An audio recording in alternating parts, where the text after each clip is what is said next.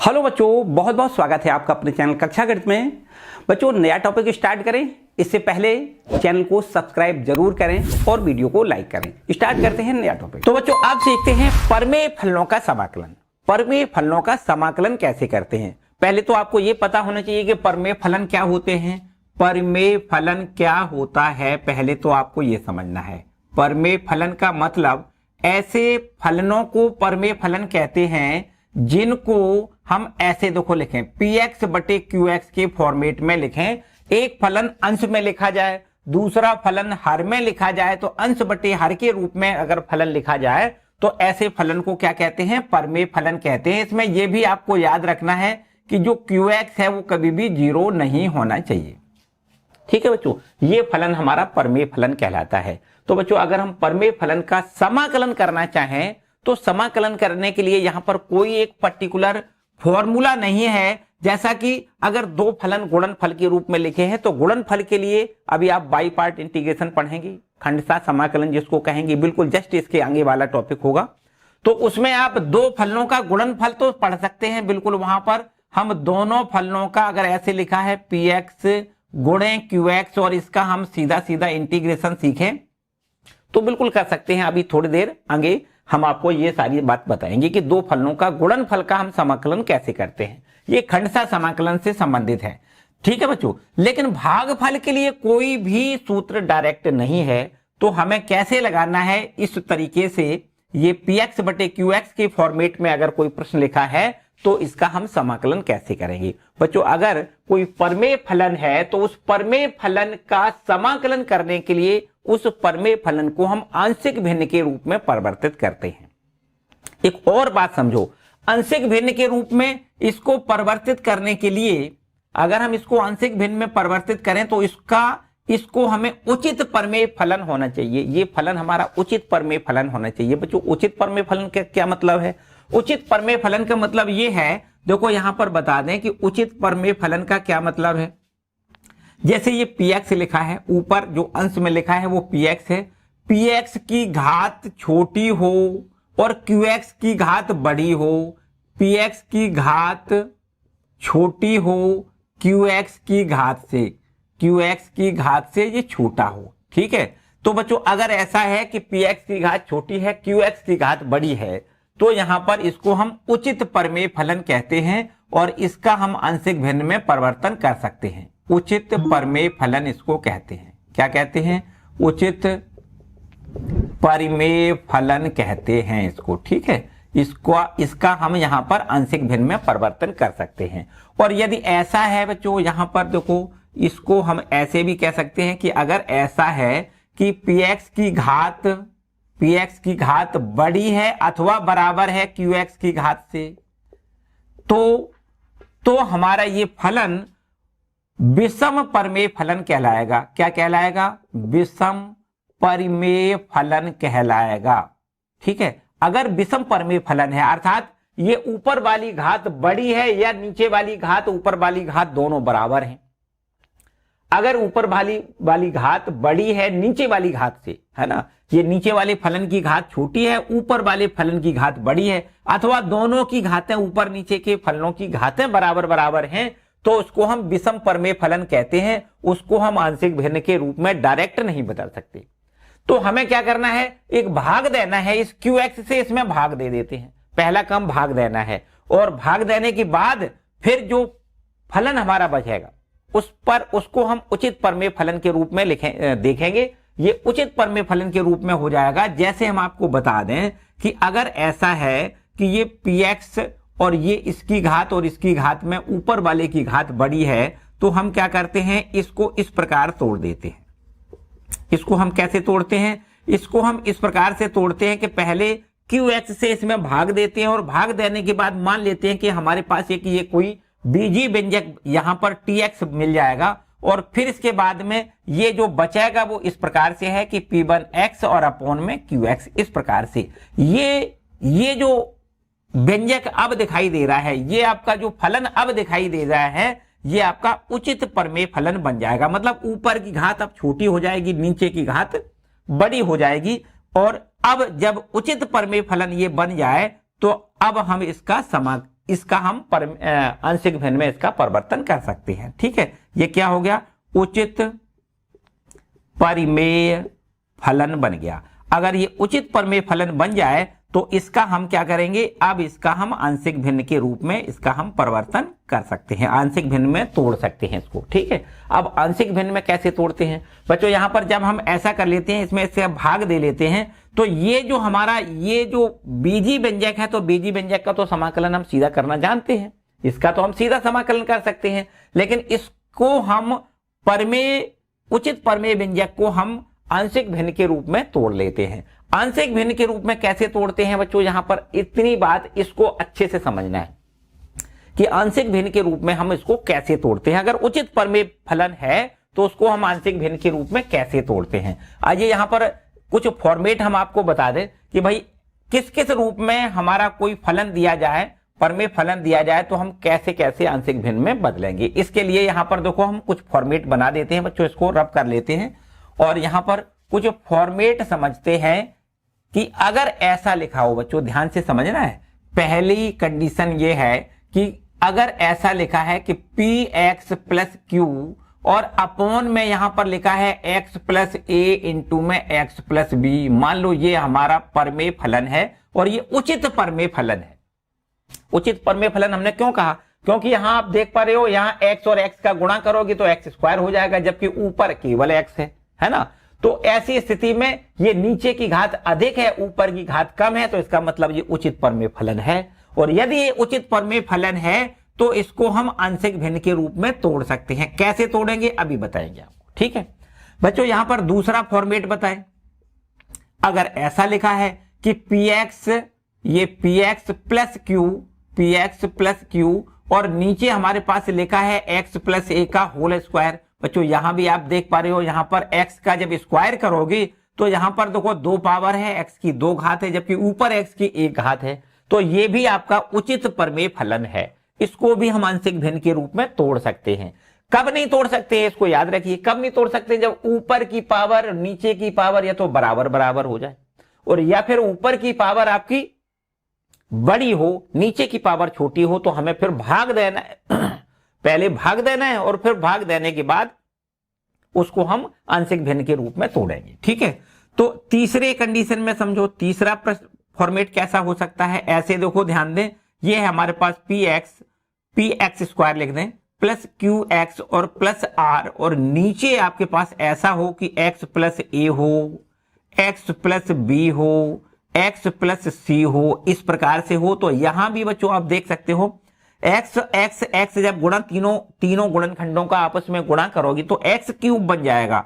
मतलब नीचे की घात अधिक है, ऊपर की घात कम है, क्योंकि ऊपर की घात तो x स्क्वायर है, ऊपर की घात छोटी है, नीचे की घात बड़ी है। तो ये भी आपका उचित परिमेय फलन है, इसका भी हम आंशिक भिन्न के रूप में परिवर्तन कर सकते हैं। अब देखो चौथे फॉर्मेट में समझो, चौथे प्रकार का प्रश्न ऐसे मिल सकता है कि px का स्क्वायर प्लस qx और प्लस r, और नीचे हमें ऐसा मिल जाए कि x प्लस ए का होल ऑफ स्क्वायर और इनटू में x प्लस बी, ऐसे मिल जाए बच्चों।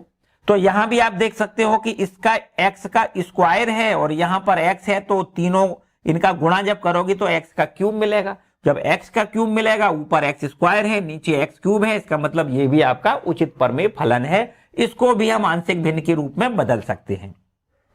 और एक फॉर्मेट और आपका प्रश्न इस प्रकार से भी हो सकता है कि px square plus qx plus r, और नीचे आपके पास ऐसा मिल जाए कि x प्लस ए और एक गुणनखंड ऐसा हो जाए कि x स्क्वायर प्लस बी ऐसा हो जाए। या फिर हम ऐसे कहें कि ये आपका ऐसे हो जाए कि भाई ax square plus B X plus C, ऐसा आपका मिल जाए।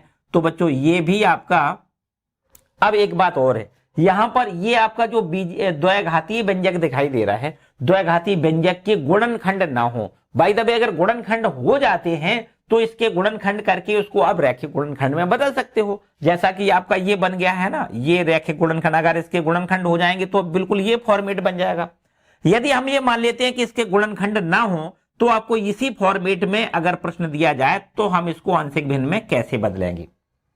अब समझो बच्चों, ये 5 फॉर्मेट में प्रश्न हमारे मिलेंगे, केवल और केवल 5 फॉर्मेट में पूरे आंशिक भिन्न वाले जो प्रश्न होते हैं वो बस या तो इस फॉर्मेट में मिलेगा या इसमें मिलेगा या इसमें या इसमें या इसमें। तो बच्चों हम कैसे आंशिक भिन्न में तोड़ते हैं, पहले वाले इस फॉर्मेट को आप समझें। अगर बच्चों यहां पर रैखिक गुणनखंड है, देखो नीचे आप देख सकते हो हर में रैखिक गुणनखंड लिखे हैं। रैखिक मतलब एक घात वाले, है ना, x पर एक घात है, यहां भी x पर एक घात है, तो ये रैखिक गुणनखंड कहे जाएंगे। यदि रैखिक गुणनखंड है तो इसको हम ऐसे बदलेंगे, देखो एक कोई अचर पद ले, कोई एक गुणांक अचर संख्या कोई ले ले और नीचे एक गुणनखंड लिख दें, x प्लस a लिख दें, प्लस का यहां साइन लगा दो, यहां पर दूसरा एक कोई अचर और इसके साथ में दूसरा गुणनखंड इस प्रकार लिख दें। बच्चों इसको हम इस प्रकार आंशिक भिन्न में बदल सकते हैं। अभी हम आपको यह बताएंगे कि a और b के मान हम कैसे ज्ञात करेंगे। अच्छा, ये फॉर्मेट होता है तो बच्चों इसको कैसे लिखना है, इसको ऐसे लिखना है कि a बटे में x प्लस a, पहले एक घात लिख लो, फिर प्लस में b बटे में x प्लस a का स्क्वायर लिख दो। यहां पर अगर स्क्वायर है ना, यहां पर 2 घात है तो याद रखिएगा पहले आपको एक गुणांक लेना है, पहले एक अचर लेना है, उसके साथ में एक घात करके ये एक घात लिखनी है ना, और फिर इसके बाद में एक दूसरा कोई अचर b ले लिया हमने तो b के साथ में यहां पर स्क्वायर लगा के लिखना है। ठीक है, इस तरीके से इसको आंशिक भिन्न में तोड़ना है। चलिए इसकी बात करें, यहां पर बच्चों यहां रैखिक गुणनखंड 3 है तो यहां पर सीधा सीधा है a लिखना है, बटे में x प्लस a लिखो, प्लस b लिखना है, फिर बटे में x प्लस b लिख दो, प्लस c लिख के x प्लस c। मतलब यहां पर तीनों ये रैखिक गुणनखंडों को अलग अलग गुणांकों के साथ यहां लिख दें। पहला एक गुणांक ले और बटे में लिखना है पहला गुणनखंड, प्लस दूसरा कोई गुणांक लें, बटे में दूसरा गुणनखंड, प्लस तीसरा कोई गुणांक लें, तीसरा गुणनखंड बटे में लिख दें। तो इस तरीके से इसको हम आंशिक भिन्न में ऐसे बदल सकते हैं। इसके बाद यहां पर देखो इसको आंशिक भिन्न में कैसे बदलेंगे बच्चों, अगर इसको आंशिक भिन्न में बदलना है तो ये पुरानी वाली बात, ये तो पता ही है ना, जब वर्ग होता है तो पहले एक घात लिखनी है फिर 2 घात लिखनी है। तो इसके लिए आपको करना है a बटे में x प्लस a लिखना है, प्लस b बटे में x प्लस a का स्क्वायर लिखना है। अब बच्चों यहां पर अगला गुणनखंड आप देख रहे हो ये वाला, ये तो रैखिक गुणनखंड है। यदि रैखिक गुणनखंड होता है तो केवल एक गुणांक लेने के बाद ये गुणनखंड ज्यों का त्यों बटे में लिख दिया जाता है। ठीक है, तो x प्लस b ये है ना, एक तीसरा गुणांक लें, बटे में x प्लस b लिख दें। तो इस फॉर्मेट में अगर प्रश्न आपका मिलता है तो आपको आंशिक भिन्न ऐसे बदलनी है। और इसके बाद ये चौथा, ये 5वां जो फॉर्मेट है उस पर ध्यान दें। तो आप इसको देखो, ये तो रैखिक गुणनखंड है, रैखिक गुणनखंड हो तो a बटे में x प्लस a लिखना है। यहां पर ये 2 घाती गुणनखंड, इसके लिए विशेष याद रखिए, अगर 2 घाती गुणनखंड अगर हो तो हमें क्या करना है, 2 घाती गुणनखंड के लिए हमें 2 गुणांक एक साथ लेना है, bx प्लस c लिखना है और बटे में हमारा ये ax स्क्वायर प्लस में bx और प्लस c ये हमें लिख देना है। ठीक है, तो यहां इसके लिए याद रखिएगा कि अगर द्विघाती गुणनखंड है तो आपको ये 2 गुणांक ऐसे लेना है, bx प्लस c बटे में ax square plus bx plus c। ठीक है बच्चों, तो इस तरीके से ये 5 हमारे प्रश्न हैं, केवल 5 प्रकार के आपके ये प्रश्न होते हैं जिनको हमें आंशिक भिन्नों में बदलना है। ठीक है, यही इतना है पूरा आपके पाठ्यक्रम में, सिर्फ यही 5 फॉर्मेट है। तो अब बच्चों हमारी बात आगे की ये है कि भाई हमें a का मान b का मान कैसे ज्ञात करेंगे। अगर a का मान और b का मान ज्ञात हो जाए तो बहुत सरल है, हम इसका समाकलन अलग कर देंगे, इसका समाकलन अलग कर लेंगे, आंसर आ जाएगा। बिल्कुल सीधी सीधी बात, जैसा कि हम अब तक पढ़ते रहे हैं। तो इसी प्रकार a और b के मान बस ज्ञात अगर हो जाए तो सभी प्रश्नों के आप हल कर सकते हो, बड़े आराम से इनके इंटीग्रेशन कर सकते हो। बस a और b के मान कैसे ज्ञात करेंगे, इसके लिए यहां पर समझने वाली बात है। आइए यहां पर एक एग्जाम्पल ले लेते हैं, एग्जाम्पल से सारी बात बिल्कुल क्लियर होगी कि भाई a और b के मान हम कैसे ज्ञात करेंगे। ठीक है, एक एग्जाम्पल ले लेते हैं, चलिए इसको रब कर लेते हैं। इसको पहले अच्छे से समझ लो, एक बार नोट कर लो और इसके बाद फिर एग्जाम्पल करना है। बच्चों यहां पर फॉर्मेट कतई मत भूलना है, कतई नहीं भूलना है, क्योंकि यहां पर फॉर्मेट अगर भूल गए तो भैया हम a और b के मान कैसे ज्ञात करेंगे, है ना।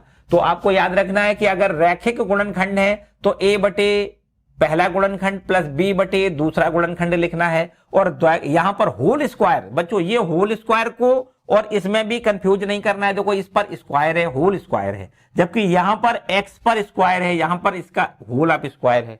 तो यहां पर आपको पहला एक अचर लेने के बाद एक रैखिक गुणनखंड एक घात वाला लिखना है और फिर इसका दूसरा कोई दूसरा बी आपका गुणांक लेना है और बटे में इसका होल ऑफ स्क्वायर लिखना है। ठीक है, और यहां पर आपके पास देखो दो साथ साथ में दोनों इकट्ठे लिखना है, बी एक्स प्लस सी बटे में ये लिखना है। ठीक है, तो ये हमें इतना याद रखना है। करेक्ट है।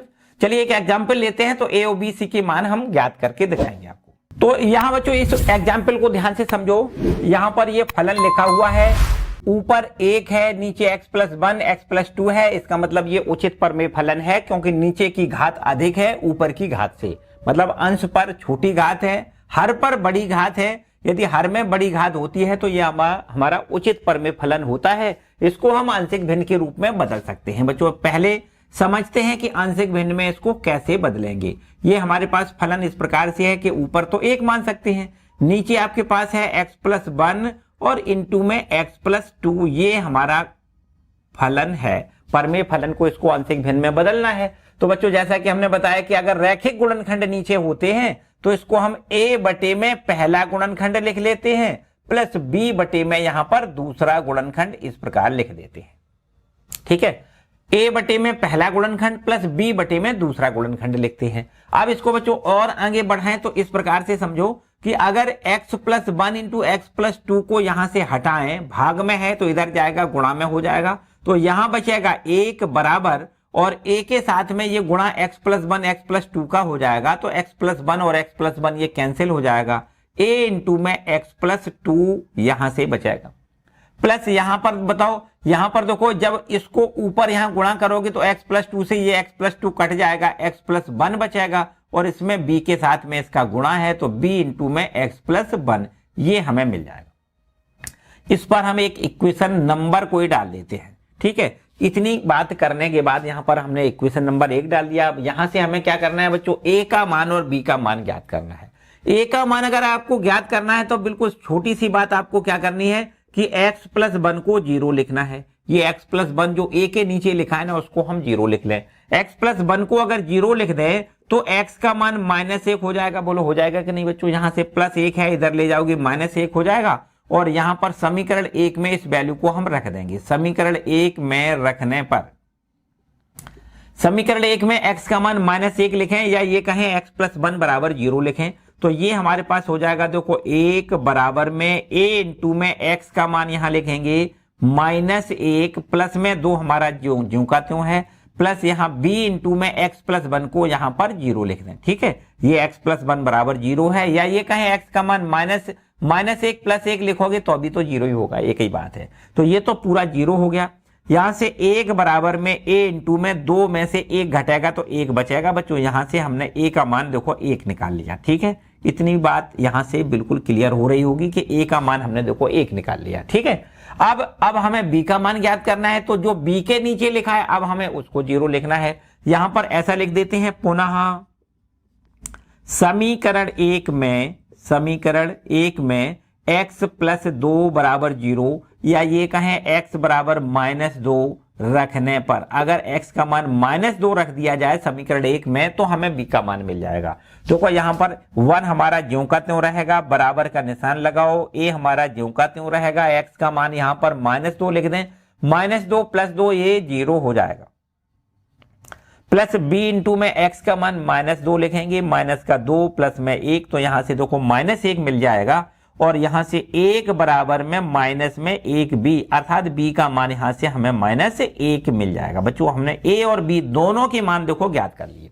जब हमने a और b दोनों के मान ज्ञात कर लिए तो अब हमें इसका समाकलन करने में कोई समस्या नहीं है। क्या करना है, i बराबर लिखना है और ये हमारा देखो यहां पर इसका समाकलन करना था तो अब हमें इसका समाकलन समझो करना है। क्या करना है, i बराबर इंटीग्रेशन a की वैल्यू रख देते हैं, a की वैल्यू है 1, यहां a का मान लिख दें, a का मान देखो 1 है और अपॉन में लिखना है x प्लस 1 प्लस यहां b का मान बताओ कितना लिखना है, b का मान है हमारे पास -1 है ना, तो प्लस ये माइनस में बदल जाएगा, माइनस का 1 अपॉन में x प्लस 2।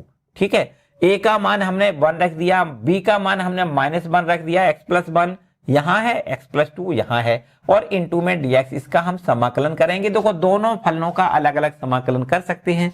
यहां पर इसको ऐसे लिख दें 1/x plus 1 into D x और माइनस समाकलन 1 में x plus 2 into D x. बोलो ठीक है बच्चों, इतनी बात क्लियर चल रही है, यहां तक तो किसी को कोई समस्या नहीं।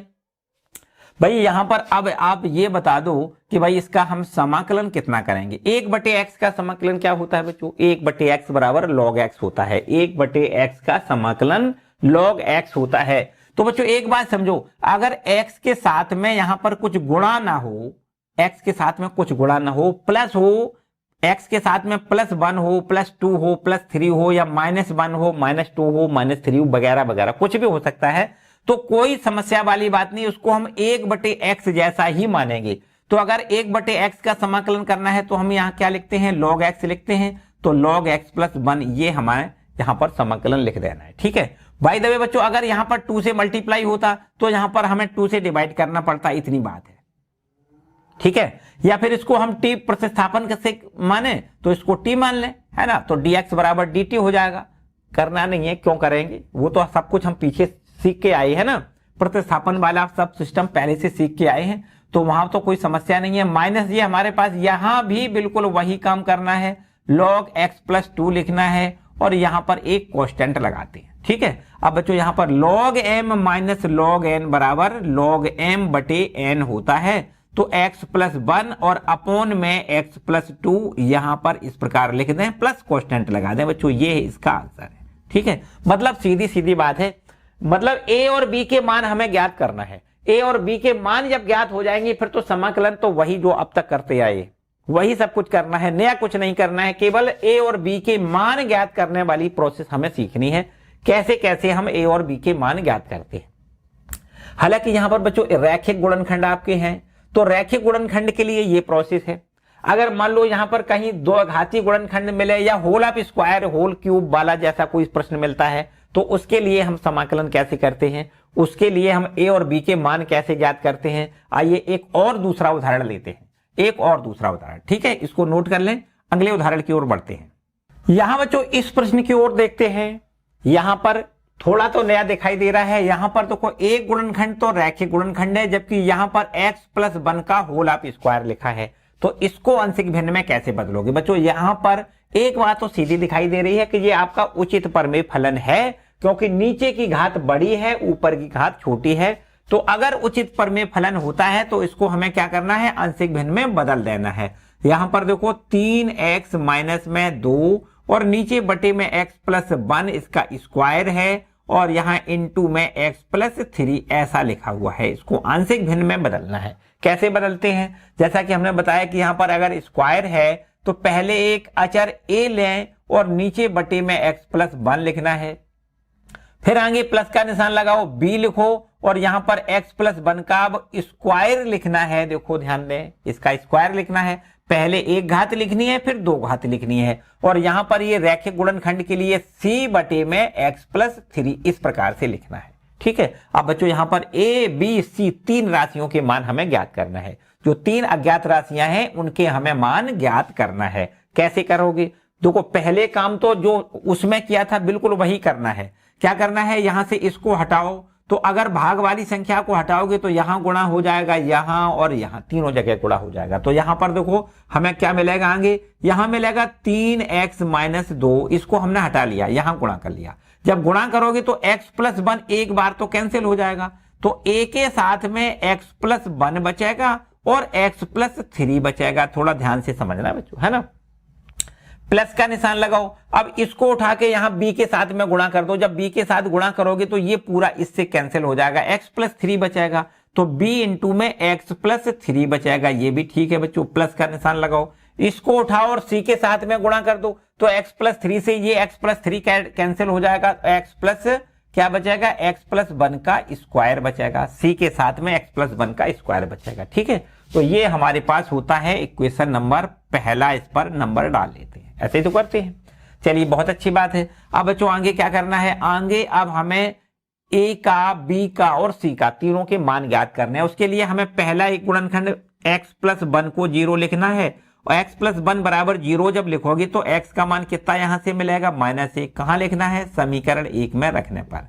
समीकरण 1 में रखने पर अगर हम x का मान -1 समीकरण 1 में रख दें तो हमें क्या मिल जाएगा। यहां पर देखो ध्यान दें, 3 हमारा ज्यों का त्यों है, x का मान लिखना है -1 और -2 ये हमारे पास देखो 3 हमारा ज्यों का त्यों, x का मान -1 लिखना है, -2 बराबर का निशान। ठीक है, इसमें आओ, a हमारे पास ज्यों का त्यों है, x का मान हमें -1 लिखना है, +1 ये हमारे पास देखो यहां से ऐसे भी कह सकते हो x + 1 को 0 लिख दो। तो अगर x + 1 को 0 लिखोगे ये पूरा 0 हो जाएगा, है ना। 0 का गुणा करते ही पूरा 0 हो जाता है, यहां पर आपको × 0 लिखना है। ठीक है, प्लस यहां पर आ जाओ, प्लस b × x का मान यहां कितना लिखना है -1 और +3 हमारे पास ये वाला ज्यों का त्यों लिखना है, प्लस c × में x का मान -1 लिखो, -1 + 1 मतलब 0, ये भी हमारा 0 हो जाएगा। ठीक है, तो इस तरीके से -3 और -2 मिला के -5 बराबर का निशान लगाओ, ये 0 हो रहा है, ये 0 हो रहा है, केवल आपको 2b लिखना है।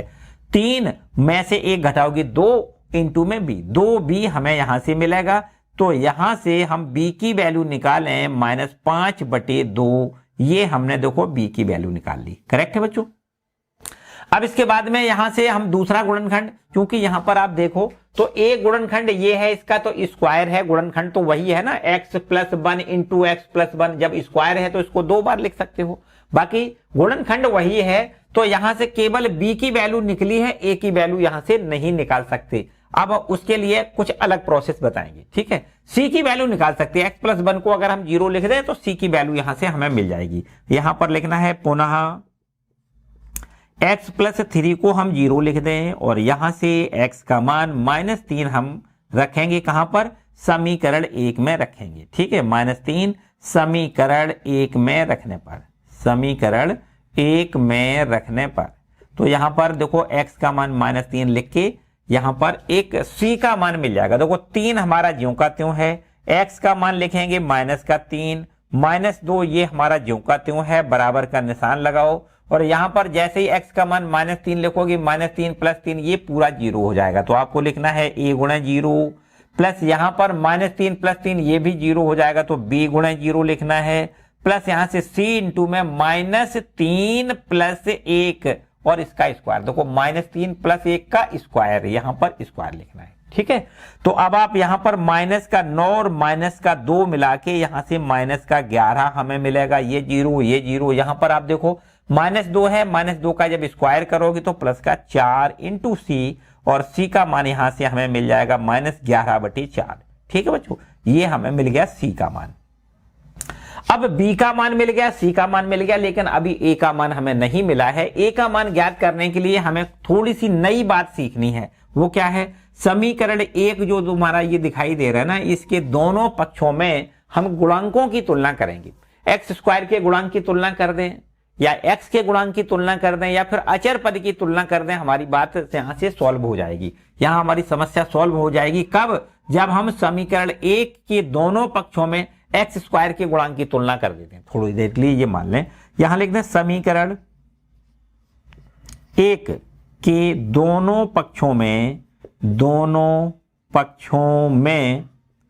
x² के गुणांक की तुलना करने पर, गुणांकों की तुलना करने पर, यहां पर देखो हम क्या करेंगे, x² के गुणांकों की तुलना कर देंगे दोनों पक्षों में। इधर बच्चों x² का कोई गुणांक है ही नहीं, x² का पद नहीं है, तो x² का गुणांक कहां से आएगा, नहीं आएगा ना, तो x² का गुणांक यहां 0 लिखना है। यहां पर देखो इसमें इसका जब गुणा करोगे तो यहां x और x का गुणा x² होगा, तो x² का गुणांक क्या होगा, a होगा, a के साथ में गुणा है ना, तो x² का गुणांक देखो a मिलेगा। यहां पर भी देखो इसमें कोई भी पद ऐसा नहीं है जिसमें x का x से गुणा करके x² का गुणांक मिल जाए, नहीं मिल सकता। यहां पर बताओ, यहां पर मिलेगा, क्योंकि इसका अगर हम स्क्वायर तोड़ेंगे तो यहां पर x² होगा कि नहीं, और x² का गुणांक कितना होगा, c, तो आपको यहां पर a और ये c लिख देना है। ठीक है, तो a + c बराबर ये 0 हो गया। a का मान तो हमने c का मान तो -11/4 निकाल रखा है, तो यहां से अगर हम c का मान यहां रख दें, इस पर एक नया नंबर डाल लेते हैं, दूसरा नंबर डाल लें, यहां लिख दें समीकरण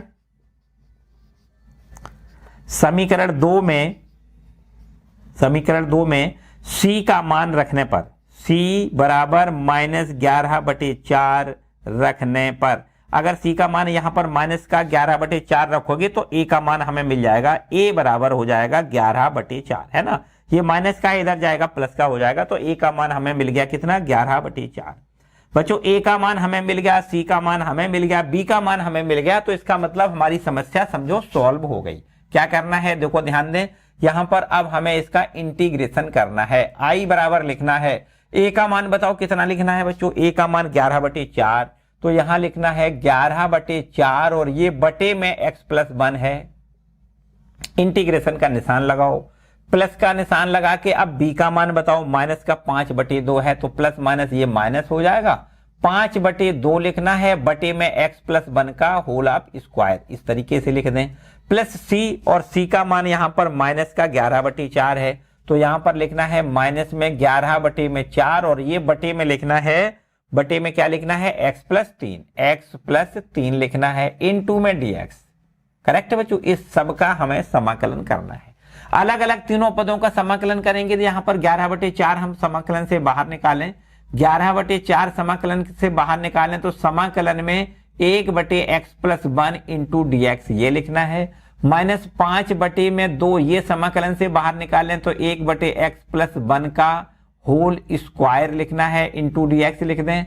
माइनस में यहाँ 11/4 समाकलन से बाहर निकालें और यहां पर लिखेंगे 1/x+3 इंटू में dx। करेक्ट है बच्चों बात। अब इसका अलग समाकलन कर सकते हो, इसका अलग कर सकते हो, इसका अलग कर सकते हो, यहां अब किसी प्रकार की कोई समस्या नहीं है ना। चलो नीचे यहां पर समझते हैं, 11/4 हमारे पास है ना, ये ज्यों का त्यों रहेगा। 1/x का समाकलन अभी अभी किया था, log x होता है, तो बस उसी प्रकार यहां भी लिखना है log x+1 है ना, log x+1 ये लिख देना है। फिर माइनस में यहां 5/2 लिखा है। इसके बाद इसका समाकलन थोड़ा ध्यान से समझो बच्चों, यहां पर log में नहीं लिखना है क्योंकि यहां पर स्क्वायर है, ऊपर जाएगा तो माइनस की 2 पावर।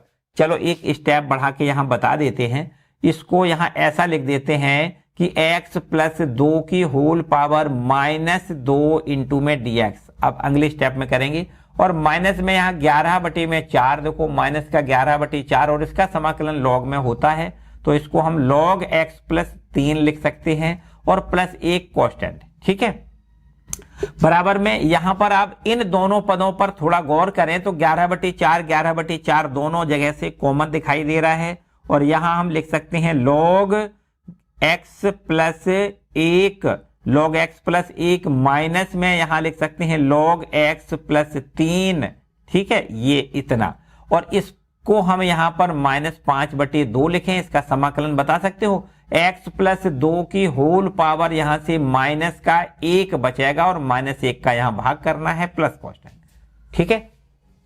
x की पावर n वाला फॉर्मूला लगा दिया, यहां पर 1 जब जोड़ोगे तो माइनस का 1 बचेगा और -1 का ही भाग कर दिया, ठीक है। तो बच्चों ये इसका आंसर हो गया, देखो 11/4 इंटू में log, यहां m log m minus log n बराबर क्या होता है, log m/n, तो आपको x+1 और बटे में x+3 यहां लिखना है, ठीक है। और माइनस में ये माइनस माइनस हो जाएगा प्लस, 5/2 और इंटू में x+2, ये देखो -1 पावर है, नीचे ले आओगे x+2, ये प्लस का हो जाएगा प्लस कांस्टेंट। तो बच्चों इस तरीके से ये इसका आपको समाकलन लिखना है। बच्चों यहां पर एक बात समझनी है, क्या, केवल और केवल ए बी सी के मान कैसे ज्ञात करते हैं, बाकी तो ये तो सब कुछ आपको पहले ही से आपको आता है ना। इसका समाकलन आपको आता है, यहां पर इसका यहां पर x⁻n वाला फॉर्मूला लगाया गया है, ऊपर ले गई माइनस की 2 पावर हो गई, तो ये भी फॉर्मूला आपको पहले ही से पता है ना। मतलब जितने भी आपको फॉर्मूले यहां पर लगाने पड़ेंगे समाकलन करने के लिए, वो आपने पहले ऑलरेडी पढ़े।